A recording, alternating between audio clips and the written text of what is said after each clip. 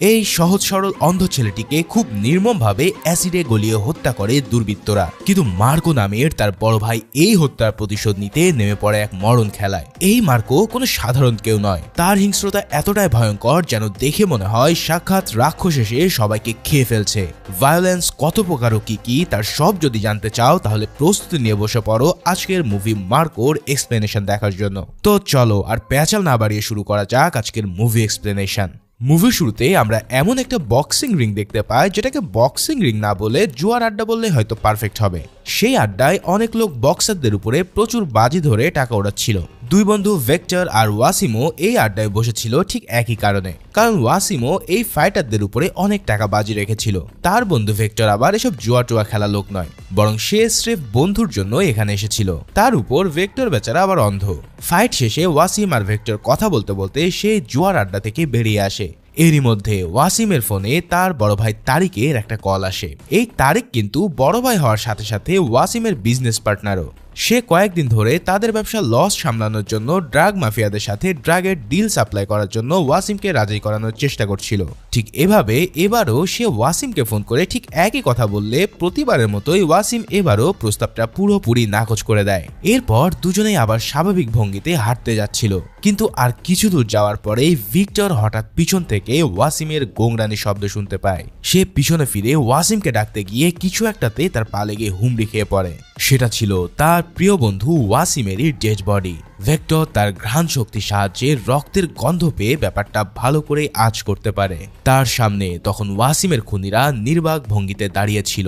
অন্ধ ভেক্টর উঠে দাঁড়িয়ে তাদের গায়ে হাত দিয়ে ঘ্রাণ শুকতে শুরু করলেও লোকগুলো তাকে কিছুই করেনি। হয়তো তারা ভেবেছিল যে অন্ধ লোক আবার কি বা সাক্ষী দেবে, কিন্তু এই ভেক্টরের যে কি পরিমাণ সিক্স সেন্স ছিল তা নিয়ে তাদের কোনো ধারণাই ছিল না। তার ঘ্রাণ এবং স্পর্শ শক্তি এতটাই প্রখর ছিল যে খুনিদের গাড়ির মডেল পর্যন্ত সে মনে রাখা শুরু করে। সেই গাড়িটা ছিল একটা ল্যান্ড রোভার ডিফেন্ডার। এবার ভিক্টর পুলিশের কাছে গিয়ে এই সব ক্লুগুলো বলতে শুরু করে।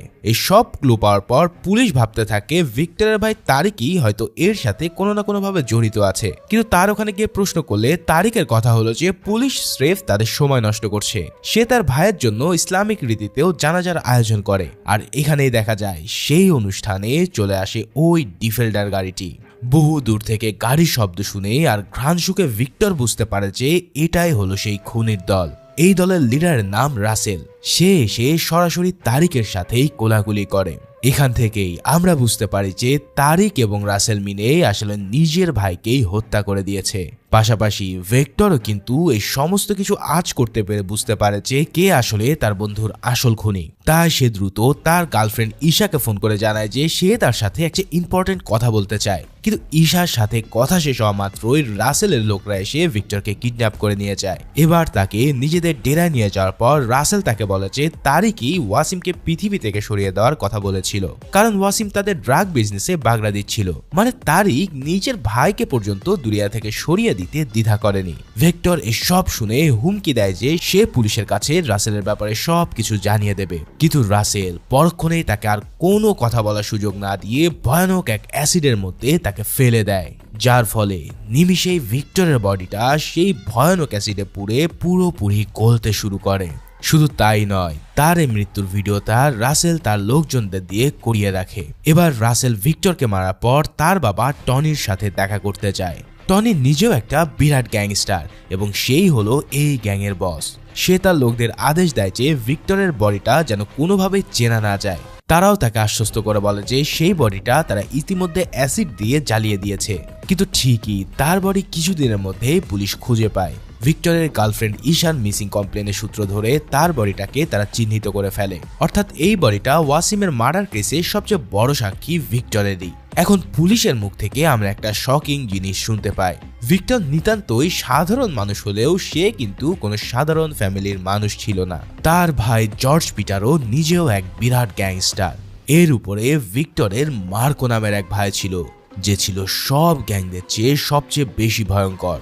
অর্থাৎ রাসেল গ্যাং যে কাদের সাথে পাঙ্গা নিয়ে ফেলেছে সেটা তারা নিজেরাও বুঝতে পারেনি। ভিক্টরের এই নির্মম হত্যার পর স্বয়ং জর্জও সবাইকে কথাটা মার্কোকে জানাতে নিষেধ করে।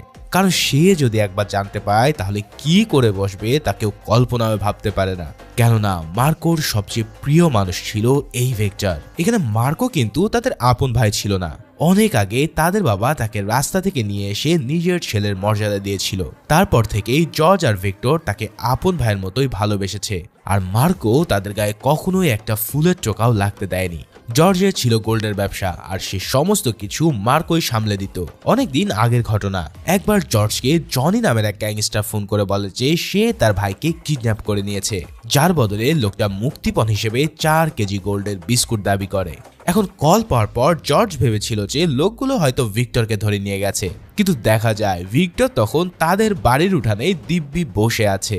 এটা দেখে জর্জ বুঝতে পারে যে ওই লোকগুলো যাকে ধরে নিয়ে গেছে তাকে ধরে নিয়ে যাওয়া মানে নিজের কাঁধে করে জমকে নিয়ে যাওয়া। আসলে ওই লোকগুলো নিয়ে গিয়েছিল খতরনাক মার্কোকে। তারা মার্কোকে ধরে একটা হিংস্র কুকুরের খাঁচায় বন্দি করে রাখে, কিন্তু মার্কো একাই 2টো কুকুরকে ধরে তাদের চল লিটারেলি ছিন্ন ভিন্ন করে দেয়। ভাইরে ভাই, এই লোক যে ভয়ানক লেভেলের হিংস্র তা তো তোমরা মুখের এক্সপ্রেশন দেখেই ভালোভাবে টের পাচ্ছ। এই কুকুরগুলোকে মারার পর এক লাথিতেই সে খাঁচাটা ভেঙে বেরিয়ে আসে। তখন সেই লোকগুলো তার উপরে হামলে বসলে তাদের সবাইকে সে এক ছুরি আর তরোয়াল দিয়ে কেটে কুচি কুচি করতে থাকে। এখানে মার্কোর যে ফাইটিং স্কিল আর হিংস্রতা তোমরা দেখতে পাচ্ছ তা দেখে বোঝা যাচ্ছে যে মার্কো কত বড় একজন গ্যাংস্টার। তবে যতই খতরনাক হোক না কেন, ভিক্টরের সাথে মার্কো ছিল দুনিয়ার সবচেয়ে কোমল মানুষ। নিজের ভাইকে সে ঠিক এতটাই ভালোবাসতো। এর মানে ভিক্টরের হত্যার খবরটা তার কানে পৌঁছালে যে সে কি তুলকালাম করে বসবে তা জর্জ ভালোভাবেই জানে। ঠিক সেভাবেই সবার নিষেধ সত্ত্বেও মার্কো ইতিমধ্যে খবর পেয়ে যায় তার প্রিয় ভাই আর বেঁচে নেই, যার ফলে ভিক্টরের ফিউনারেলে এসে মার্কো এক কঠিন শপথ করে বসে। সে সোজাসুজি চার্চের মাইকেই ঘোষণা করে বসে যে ভিক্টরের খুনিদেরকে সে জ্বালিয়ে পুড়িয়ে ছাড়খাড় করে দেবে। এখন ওই চার্চের বেঞ্চিতে কিন্তু সেই খুনির রাসেলও বসেছিল, কিন্তু ভিক্টরের পরিবারের কেউই তখন এই ব্যাপারটা জানতো না। ওদিকে ফিউনারেল শেষে জর্জ এসে মার্কোকে বেশ বকাঝকা করে, কারণ প্রতিশোধের নেশায় যে কোনো কিছুই শেষ হয়ে যেতে পারে। এছাড়াও সে মার্কোকে থামানোর জন্য অনিচ্ছা সত্ত্বেও বলে বসে যে তুই আমাদের আপন ভাই না, তাই আমাদের ফ্যামিলির ব্যাপারে এই নাক গলানো বন্ধ কর। তবে মার্কোর এই সব কথায় কোনো কিছুই আসে যায় না, কারণ তার কাছে ভিক্টর ছিল তার রক্তের ভাইয়ের মতোই, আর এই রক্তের বদলা সে নিয়েই ছাড়বে। এদিকে ভিক্টরের খুনি রাসেল আর তার বাবা টনির গ্যাং কিন্তু জর্জের গ্যাংয়েরই পার্টনার ছিল। তাদের মধ্যে নিয়মিত বিজনেস মিটিংও হতো। ঠিক এমনই এক বিজনেস মিটিংয়ে টনি জর্জকে রাসেলের সাথে পরিচয় করিয়ে দেয়। এরপর সে প্রস্তাব দেয় যে রাসেলের নেতৃত্বে তারা ভিক্টরের মৃত্যুর অনুসন্ধানের জন্য একটা ইনভেস্টিগেশন টিম বানাবে। মানে খুনি নিজেই কিনা খুনিকে খোঁজার কথা বলছে। কত বড় হাস্যকর মিথ্যা কথা একবার চিন্তা করো। যাই হোক, ওই মিটিং এ মার্কো এসে বলে যে ভিক্টরের খুনিকে সে নিজেই খুঁজে বের করে মৃত্যুর চেয়েও কঠিন শাস্তি দেবে। তার মুখ থেকে এই হুমকি শোনার পর টনি এবার তার দলবল নিয়ে ভীষণ চিন্তায় পড়ে যায়। জর্জকে তো তারা সহজেই ভুলিয়ে ভালিয়ে রাখতে পারবে, কিন্তু মার্কোকে ফাঁকি দেওয়া এতটা সহজ না। খুব সামান্য ভুলের জন্য সে তাদের সবাইকে উপরে পাঠিয়ে দিতে পারে। ওদিকে জর্জ কিন্তু টনির গ্যাংয়ের ফাঁদে পড়ে একের পর এক খুন করেই যাচ্ছিল।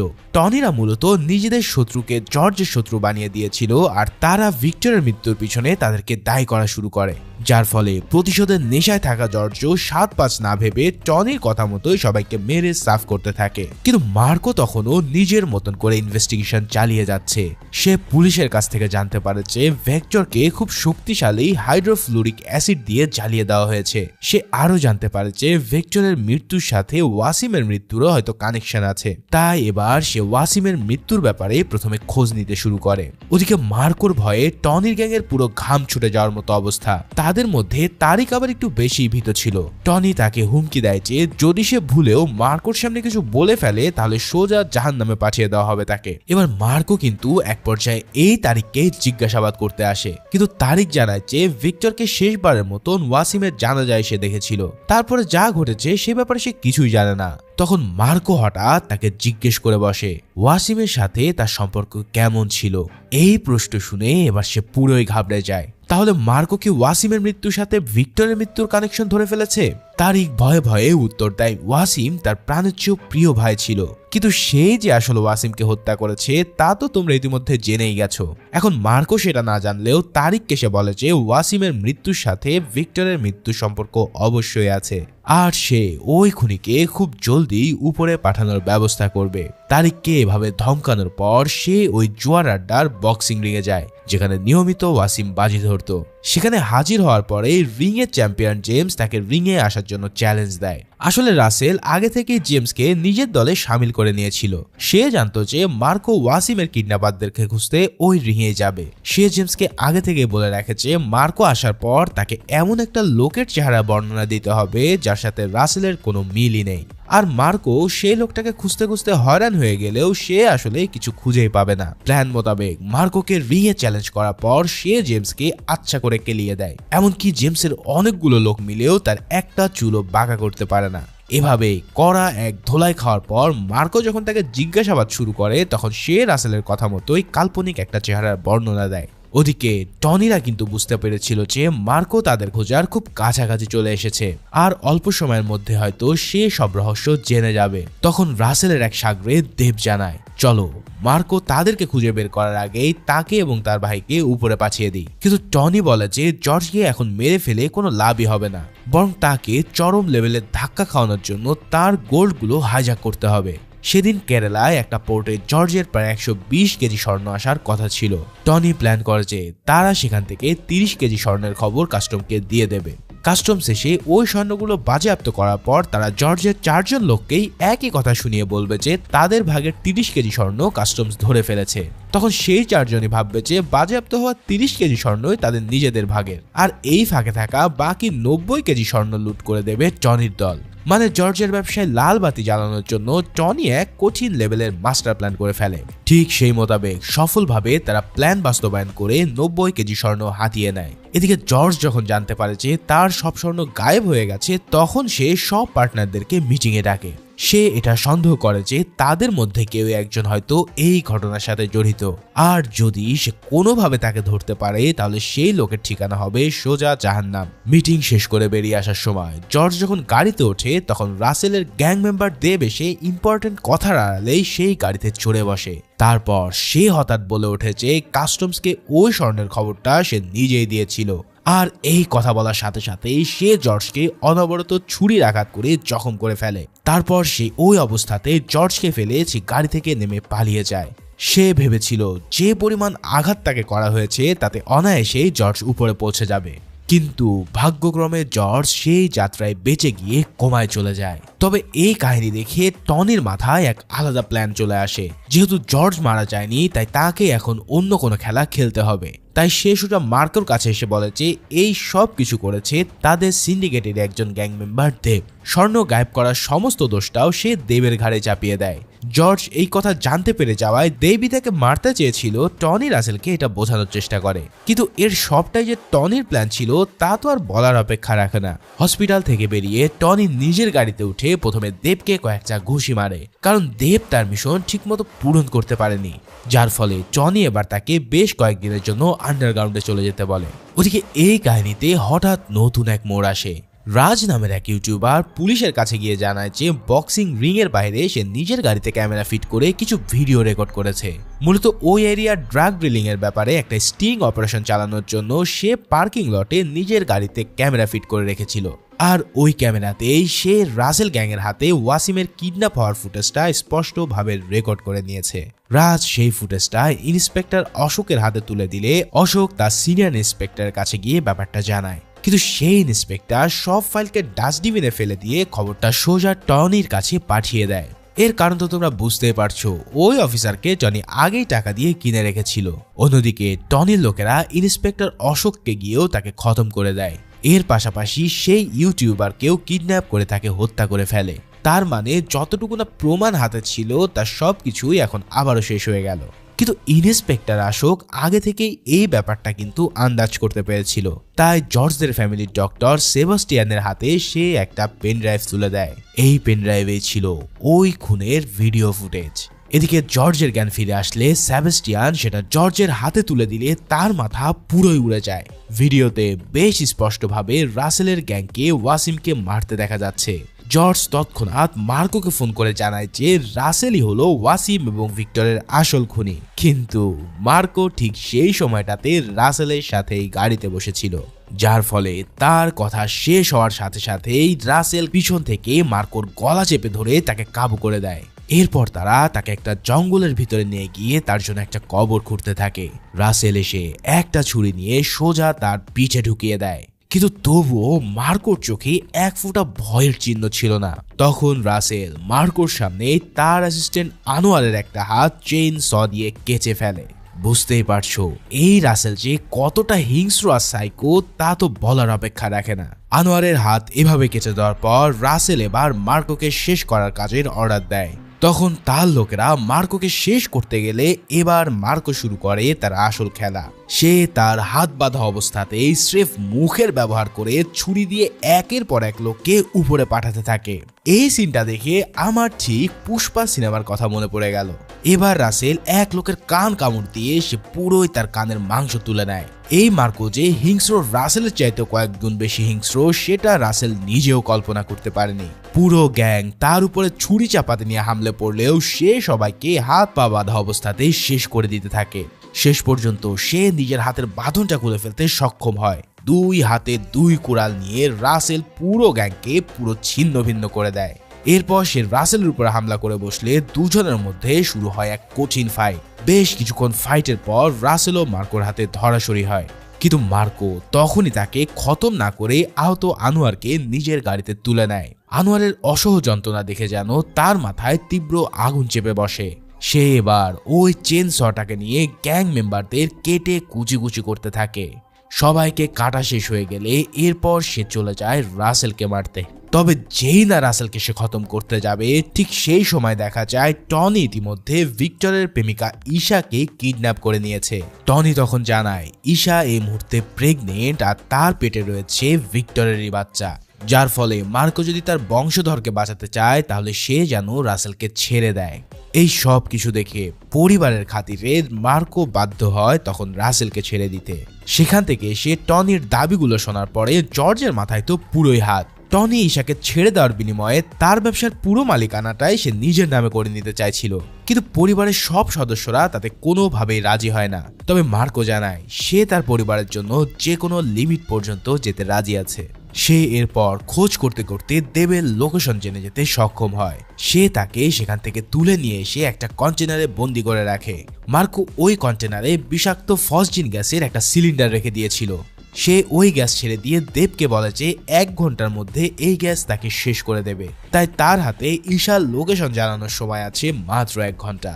এই কথা বলে সে মোবাইল ফোন রেখে সেখান থেকে বেরিয়ে যায়। কিছুক্ষণ পর প্রায় শ্বাস আটকে যাওয়া অবস্থাতেই দেব তাকে ফোন করে ঈশার লোকেশন জানিয়ে দেয়, কিন্তু লোকেশন জানিয়ে দেওয়ার পরে সে দেবকে ছাড়িয়ে দেওয়ার বদলে বোমা ব্লাস্ট করে পুরো কন্টেনারটাকেই উড়িয়ে দেয়।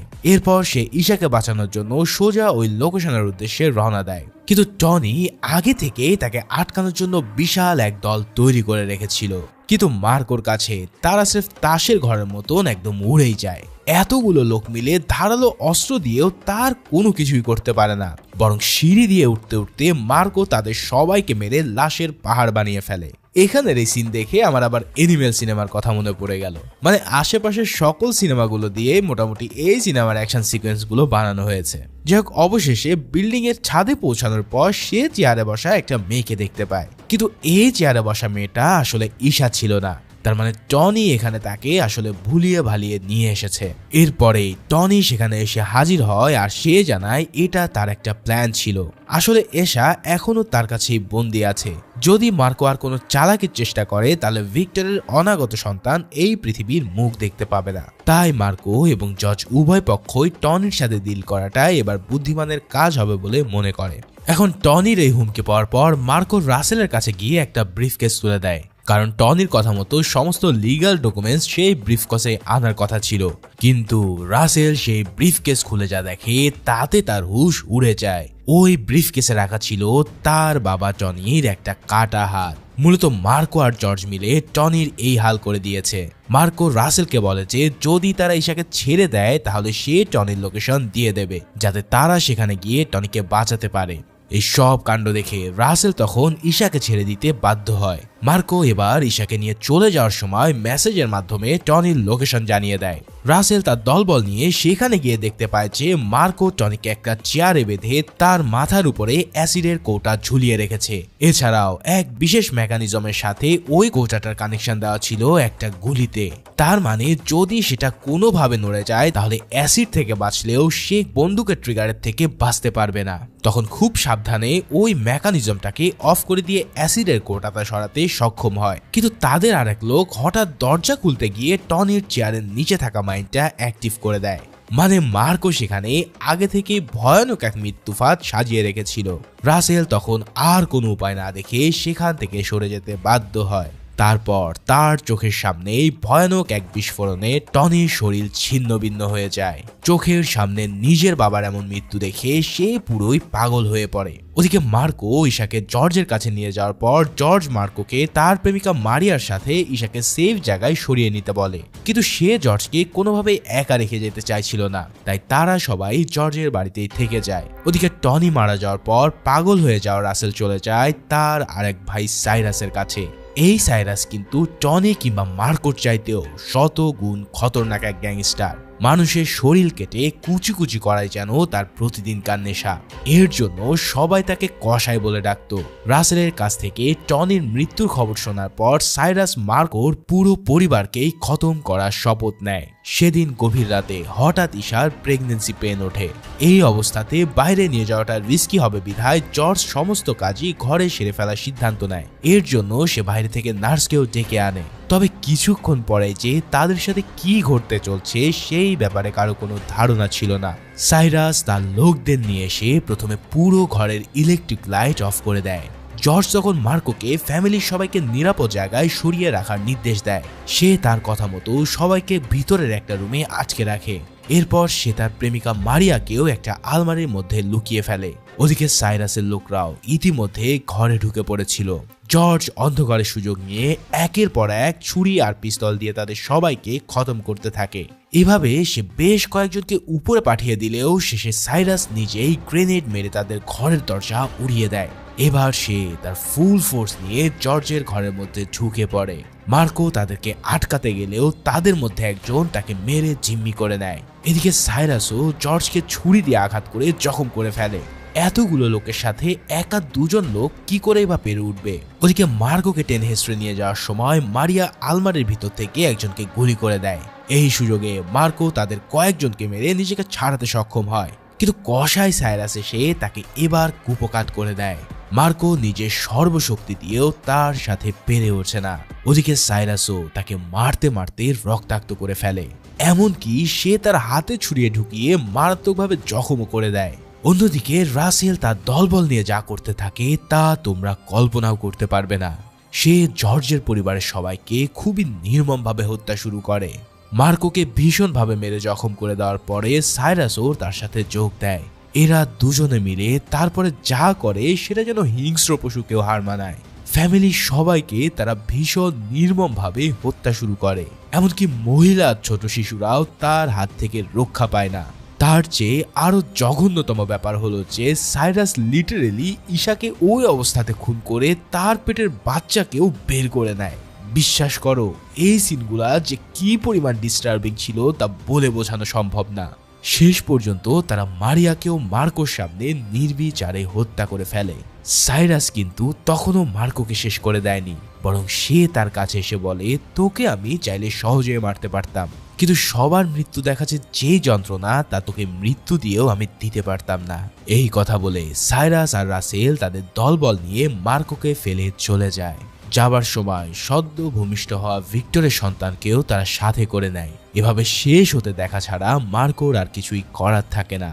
কিন্তু এভাবে আহত বাঘকে জীবিত ফেলে দেওয়াটা যে কতটা মারাত্মক হতে চলেছে সেটা রাসেল আর সাইরাস খুব দ্রুতই টের পেতে চলেছে। মার্কোর ভাই জর্জ মৃত্যু সজ্জায় তাকে সব কিছুর বদলা নিতে বলে সবার শেষে মৃত্যুবরণ করে। ফ্যামিলির সবার এই নির্মম মৃত্যুর পর মার্কো যেন এক মনস্টার হয়ে ওঠে। সে প্রথমে নিজের গেটআপ পুরোপুরি পাল্টে ফেলে। এরপর সে নিজের পোষা কুকুরের সাহায্যে সাইরাসের আস্তানার সন্ধান পেয়ে যায়। তারপর সেখানে যাওয়া মাত্রই সাইরাসের অনেকগুলো লোক এসে তার উপরে হামলা শুরু করে। কিন্তু এবার মার্কোর আর হারানোর কিছু ছিল না, তাই সাইরাসের লোকেরা তার কাছে একবারে খড়কুটোর মতন উড়ে যেতে শুরু করে। প্রায় 100 লোককে সে একাই খতম করে দিয়ে মারাত্মক স্টাইলে সাইরাসের কাঁধে ছুরি ঢুকিয়ে দেয়। ওদিকে রাসেল তার কিছু লোককে হামলার জন্য পাঠালে সে সাইরাসকে মেরে মাটিতে ফেলে দেয়। এরপর সে নিচ থেকে মেশিন গান তুলে নিয়ে সমস্ত লোককে সোজা জমের বাড়িতে পাঠিয়ে দেয়। এবার সরাসরি রাসেল আর সাইরাসের সাথে তার ফাইট শুরু হয়। রাসেল প্রথমে তাকে একটা হাতুড়ি দিয়ে মারতে সক্ষম হলেও পরক্ষণে তার মক্ষম জবাব দেয়। দুজনকে একাই কাবু করে দিয়ে শেষে সে রাসেলের বুকে ছুরি ঢুকিয়ে দেয়। ঠিক সেই সময়টাতে তার চোখে নিজের পরিবারের নির্মম মৃত্যুর দৃশ্যগুলো আবার ভেসে ওঠে, যার ফলে সে এবার রাসেলকে একের পর এক আঘাত করতে করতে শেষে মার্কো আরো একটা ভয়ানক কাজ করে বসে। সে লিটারেলি রাসেলের বুক ফালা করে দিয়ে তার হাতটাকেই বের করে দেয়। উফ, মুভির পুরো সিনের মধ্যে এটা ছিল সবচেয়ে ভয়ঙ্কর আর ডার্ক সিন।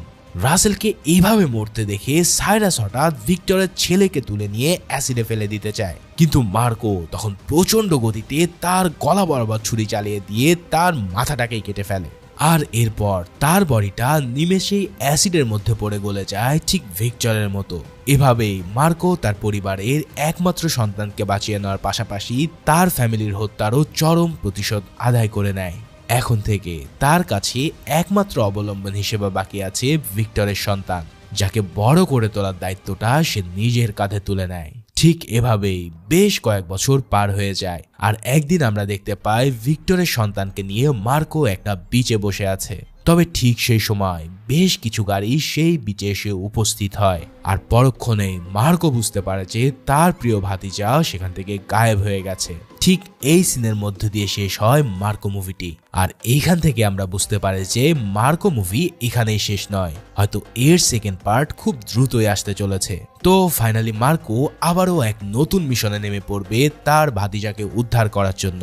আর হ্যাঁ, সেকেন্ড পার্ট রিলিজ হওয়ার সাথে সাথে আমিও হাজির হয়ে যাব এই মুভির এক্সপ্লেনেশন নিয়ে। সে পর্যন্ত সবাই ভালো ও সুস্থ থাকো, আর ভিডিওটা ভালো লেগে থাকলে অবশ্যই একটা লাইক ও কমেন্টস করতে ভুলো না।